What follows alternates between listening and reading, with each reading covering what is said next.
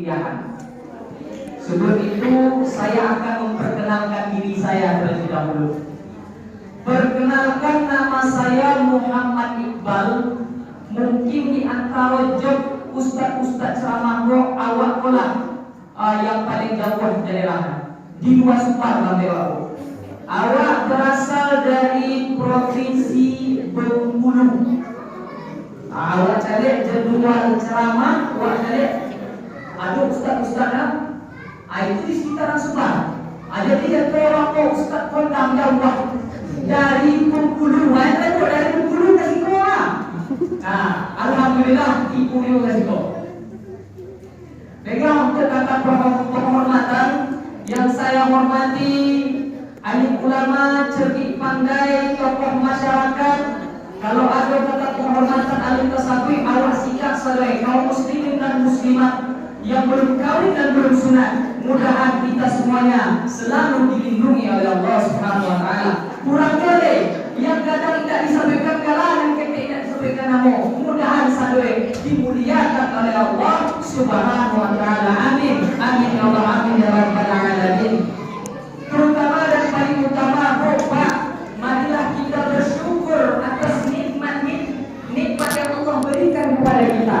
Terutama pada bulan yang lalu kita sempat berdoa, Allahumma barik lana fi Rajab, ya Allah, berkali-kali pada bulan Rajab, wa Sya'ban dan bulan Sya'ban, wa balighna Ramadan, dan sampaikanlah usia kami sampai pada bulan Ramadan. Terbukti pada saat ini kita telah sampai pada bulan Ramadan. Alhamdulillah. Maka daripada itu tentunya kita bersyukur kepada Allah Subhanahu wa taala.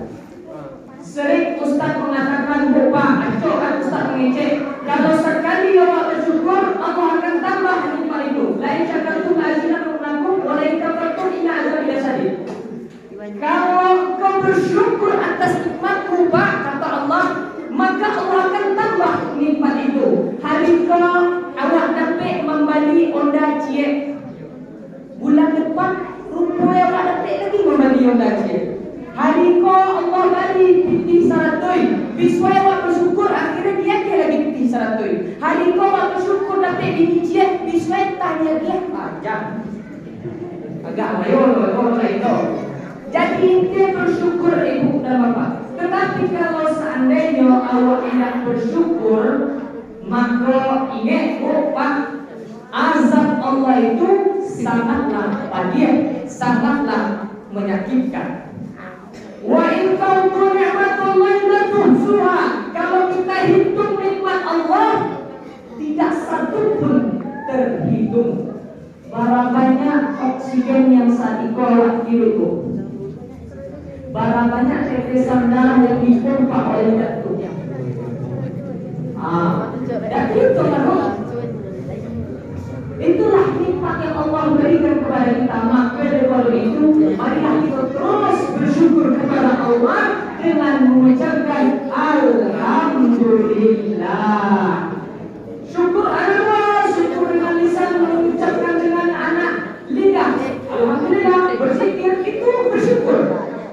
Adalah bersyukur dengan perbuatan. Bagaimana bersyukur dengan perbuatan? Niat awak tadi dari rumah untuk melaksanakan sholat isya dan sholat tarawih, itu salah satu bersyukur dengan perbuatan.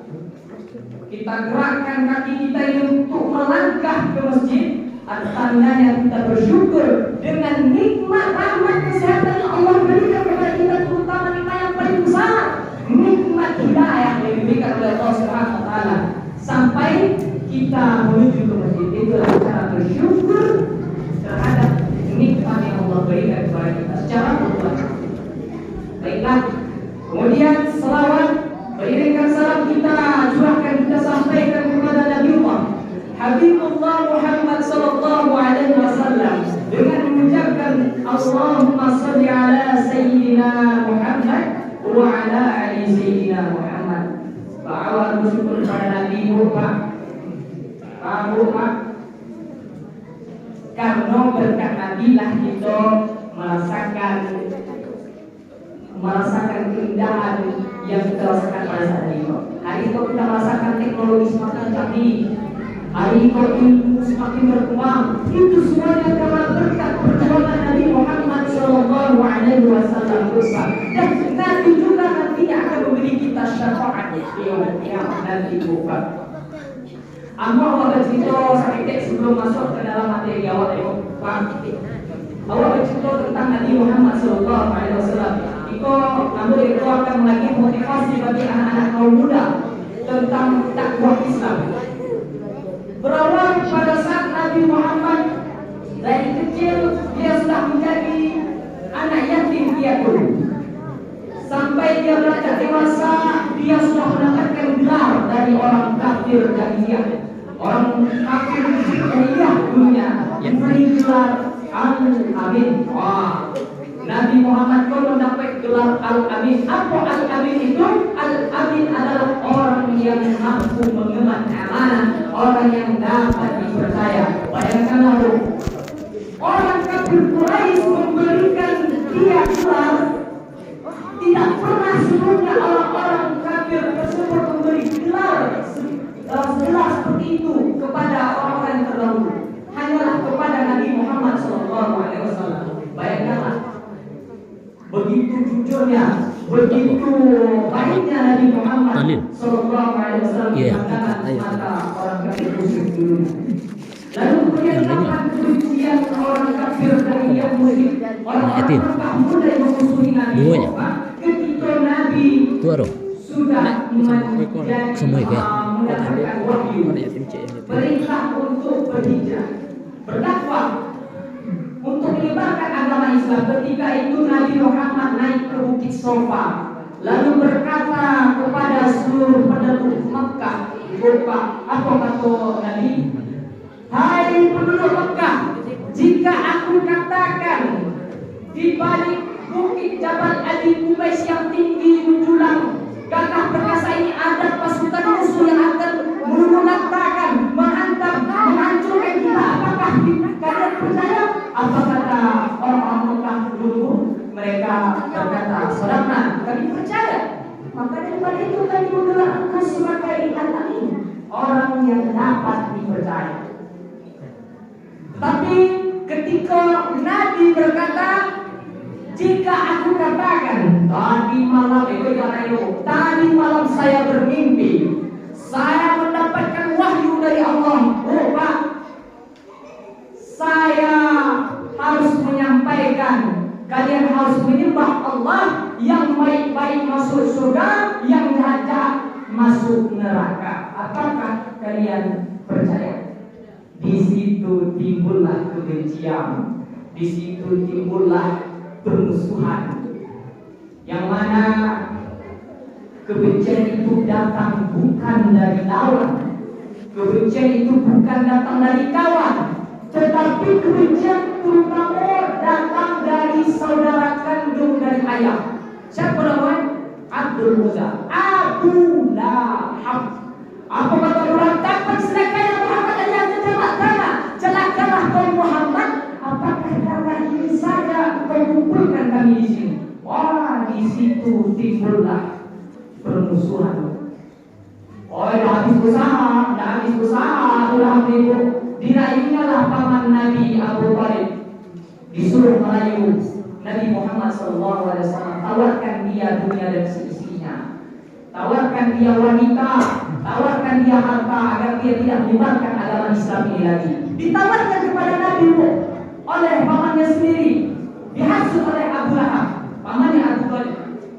Lalu apa yang dijawab oleh Nabi Muhammad SAW? Lau wada'u syamsa fi yamini, jika diletakkan matahari di tangan kananku, wal qamara fi yasari, dan bulan di tangan kiriku, ada asaluka adzal amal, agar aku meninggalkan dakwah ini, agar aku meninggalkan agama ini, aku tidak akan meninggalkannya.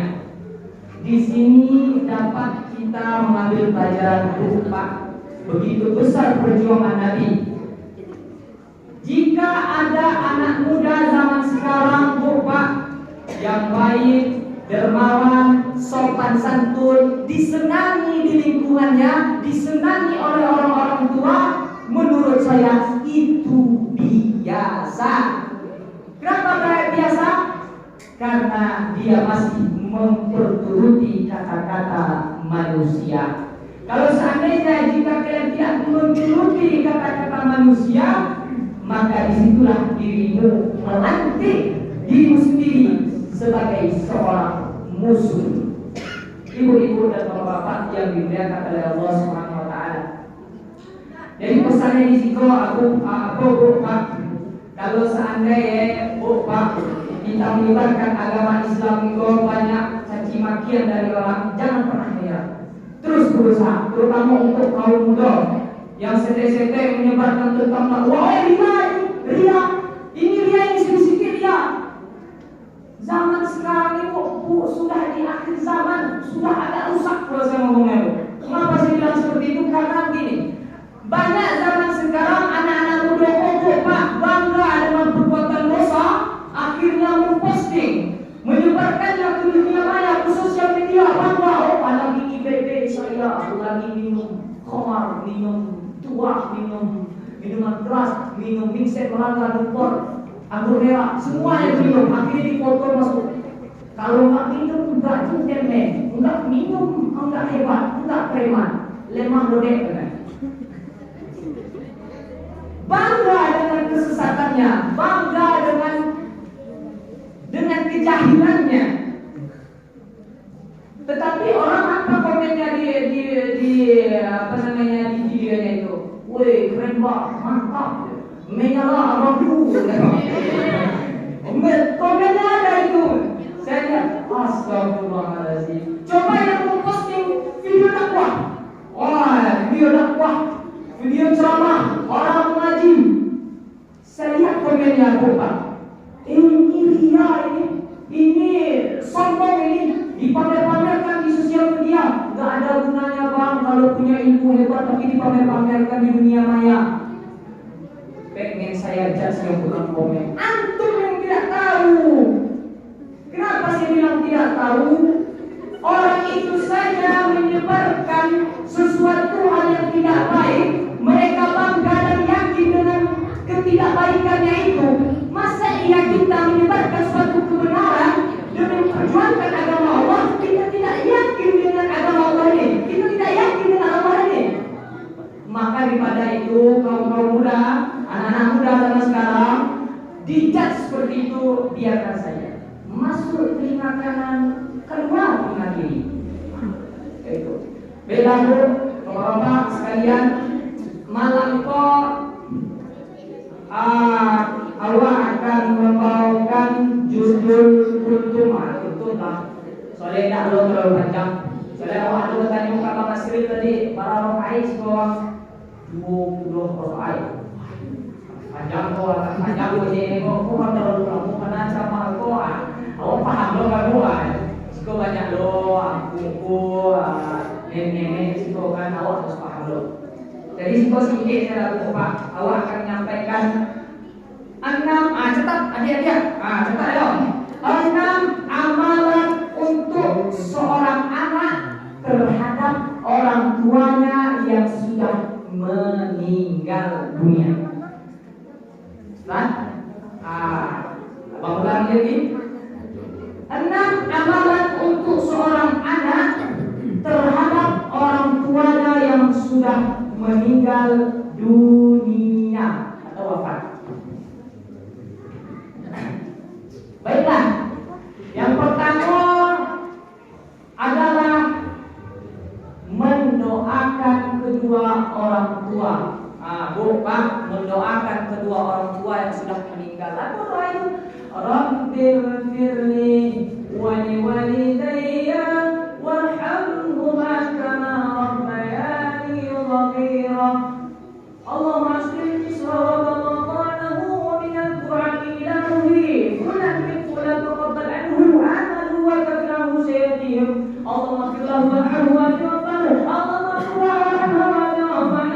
Doa itu ada apa doa anak ikan ada bisa bersuara doa tidak bisa bersuara jangan pakai suara tidak lebih wajib pakai suara dulu.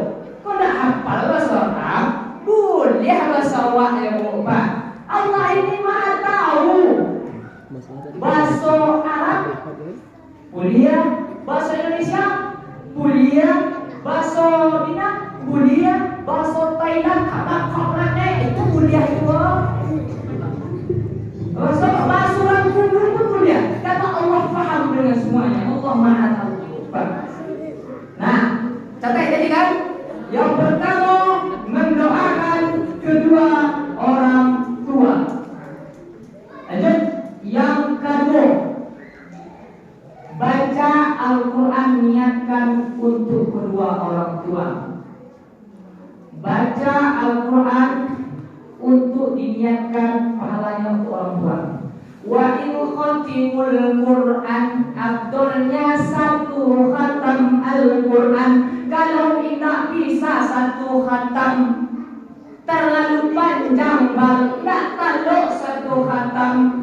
Bacalah hati Al-Quran. Apa hati Al-Quran itu? Pak, apa hati Al-Quran? Yasin.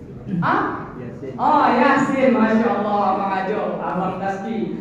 Oke, Yasin. Itulah hati Al-Quran. Bismillahirrahmanirrahim. Yasin wal Qur'anil Hakim. Innaka laminal mursalin ala siratim mustaqim. Bacakan surah Yasin. Lepas itu niatkan. Saya niatkan bacaan surah Yasin saya ini pahalanya untuk kedua orang tua saya yang sudah meninggal dunia. Orang bisa baca Yasin global, panjang-panjang. Tidak bisa baca Yasin. Pakai Pamungkas. Jurus terakhir, baca Ummul Quran. Tahu Pak, Bu, apa Ummul Quran itu? Al-Fatihah.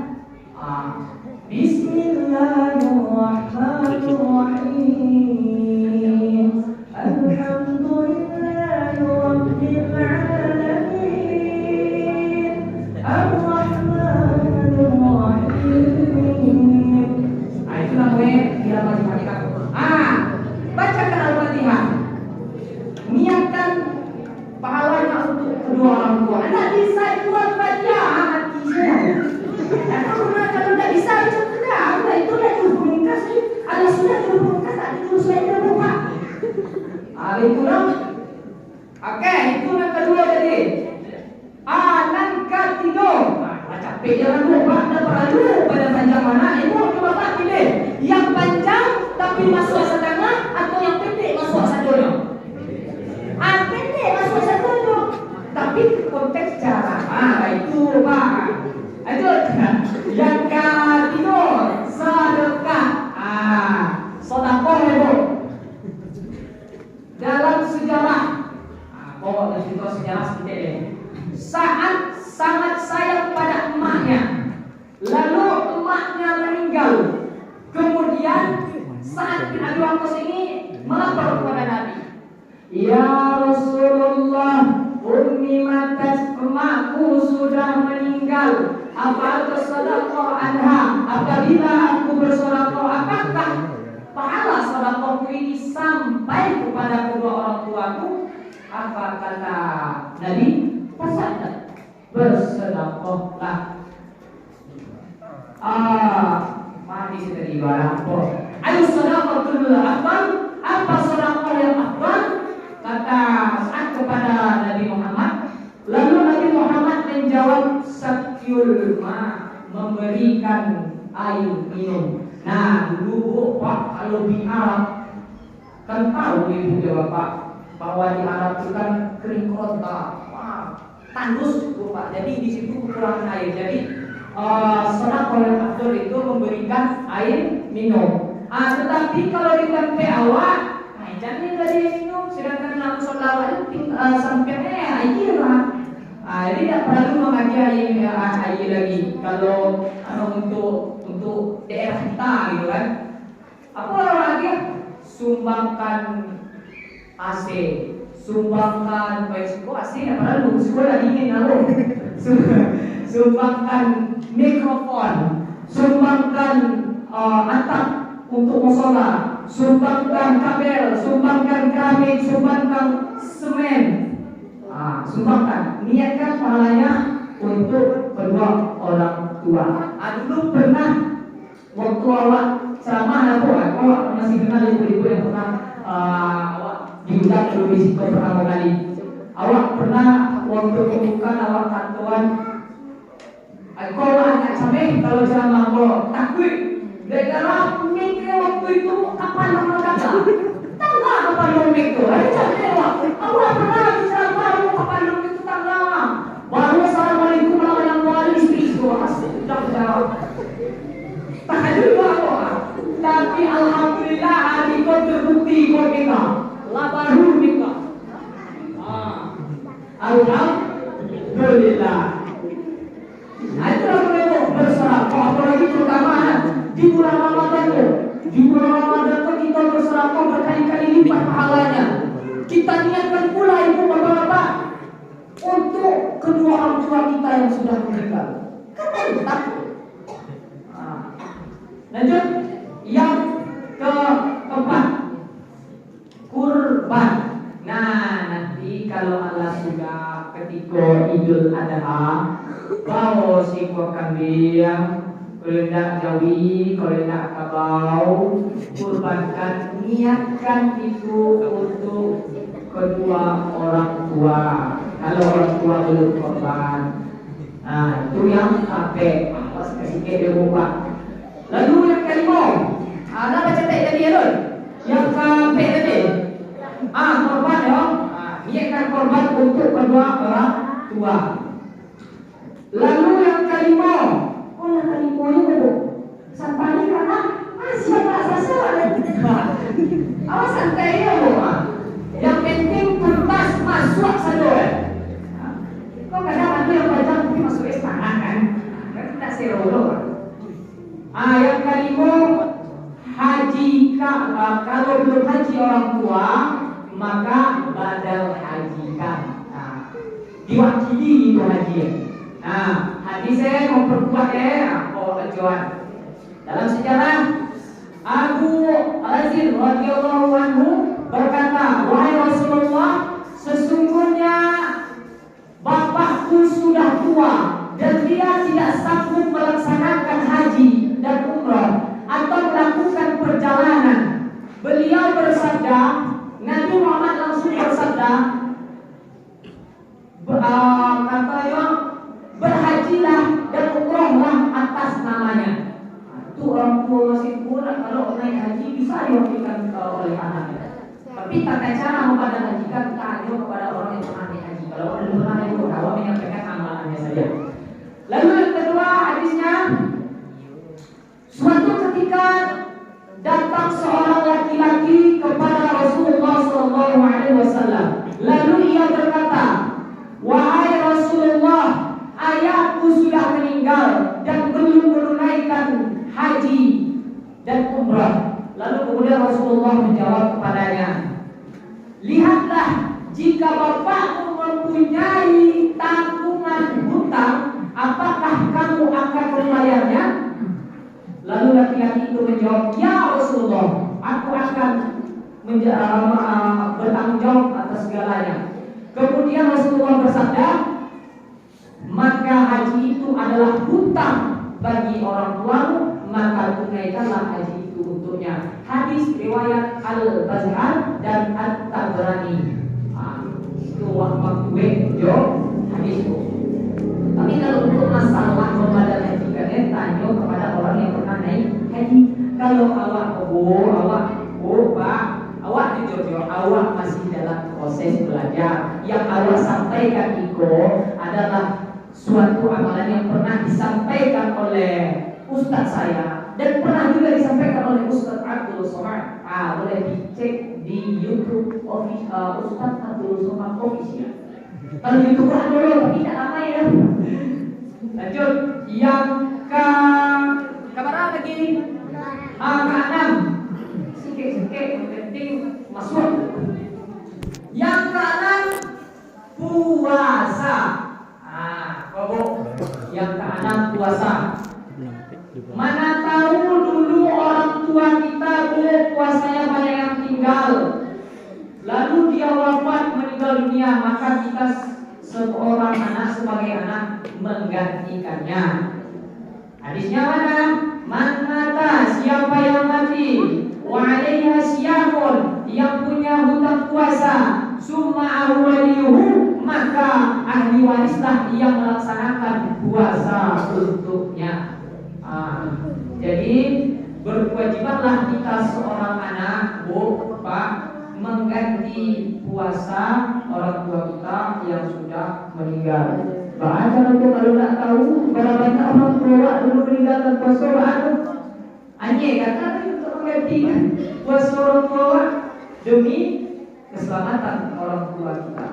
Sebenarnya ibu dan bapak-bapak yang dimuliakan oleh Allah Subhanahu wa taala, kehendak orang tua itu dia ingin sekali anak-anaknya menjadi anak-anak yang soleh dan solehah. Saya sampaikan 6 amalan ini. Inilah 6 amalan yang akan dilakukan oleh anak yang soleh dan solehah yang mendoakan orang tuanya kepada Allah. Termasuk amal anak yang soleh dan solehah, termasuk amal pokok, Pak. Hah? Tidak tahu. Amal jariyah terus mengalir. Ada 3 amal jariyah. Sedekah jariyah. Sedekah jariyah, ilmikan kaum, ilmu yang bermanfaat, itu anak yang soleh dan solehah. Nah, anak yang soleh dan solehah inilah melakukan 6 amalan ini. Makanya orang tua dari kecil berdidik dengan didikan agama yang baik. Dia ingin anaknya nanti berbakti kepada dia dan selalu mendoakannya. Ketika dia wafat, dia melaksanakan 6 amalan ini, maka seperti tetesan embun di tengah gurun pasir, di tengah gurun pasir. Bayangkan, itulah doa anak yang soleh dan soleh. Terbangunlah tengah malam si Iqbal ini, berdoa dia kepada Allah, ya Allah, ampunkanlah dosa kedua orang tuaku ya Allah, ampunkanlah segala khilaf salahnya ya Allah, ya Allah.